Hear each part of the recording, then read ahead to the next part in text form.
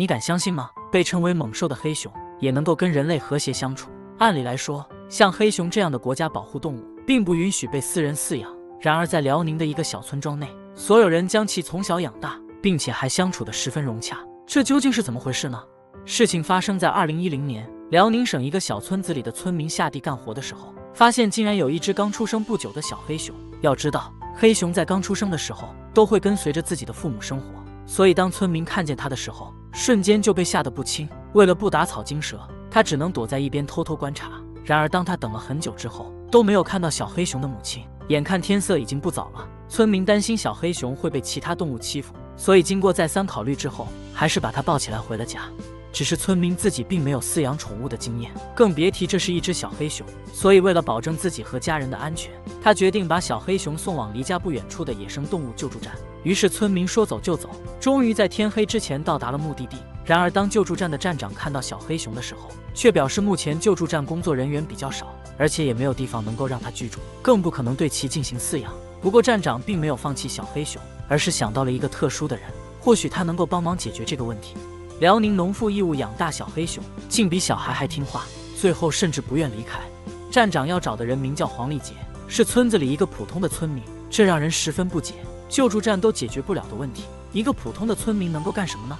其实黄丽杰在村子里还是非常有名的，而这一切还要从10几年前开始说起。当时的黄丽杰只是一个普通的家庭妇女，每天都过着十分平静的生活。不过在偶然的一天，黄丽杰准备去县城购买种地用的种子，然而还没有等她坐上车，就看到有人在卖大雁。这只大雁的长相非常美丽，唯一美中不足的就是身上受了很严重的伤。在这个摊位旁边聚集了很多看热闹的人，一些人表示把这只大雁买回去尝尝，味道也是十分错的。而黄丽杰在旁边听着，心里很不是滋味。他认为野生动物并不能被随意伤害，于是他便上前询问大雁的价格。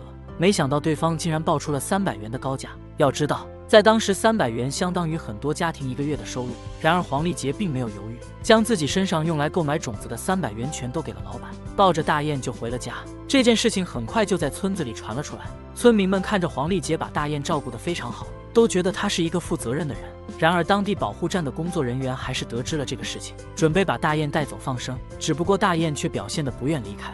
为了表示对黄丽杰这种行为的鼓励，工作人员便破格允许他进行饲养。在这之后，只要村民们需要了受伤的动物，都会送到黄丽杰家中。这么多年过去了，家里的动物可以说是越来越多。也正是因为这样，在小黑熊出现的时候，保护站的站长才会第一时间想到它。辽宁农妇义务养大小黑熊，竟比小孩还听话，最后甚至不愿离开。其实一开始的时候，黄丽杰是不太愿意的，毕竟自己家中的动物已经够多了，而且小黑熊与其他动物可不一样，一旦长大之后，是否会伤人也是说不准的。然而拒绝的话还没有说出口，黄丽杰看到小黑熊楚楚可怜的样子，还是同意他留了下来。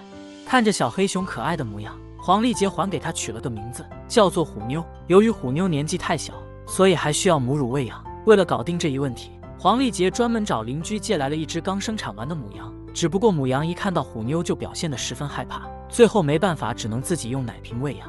好在虎妞十分健康，一段时间之后就胖了一大圈。然而更多的问题却接踵而来，虎妞的胃口越来越大，仅仅是喝奶已经满足不了她的需求了。为了能够让虎妞很好的长大，只能不断的增加辅食。只是这样一来，黄丽杰家中的生活开支越来越多，她的丈夫也难免有了怨言。然而虎妞却好像感知到了什么，每当黄丽杰丈夫要生气的时候，她就开始哼哼唧唧的撒娇，可爱的模样让人瞬间就消气了。时间长了以后，黄丽杰夫妇甚至已经开始当成自己的孩子一样养育虎妞。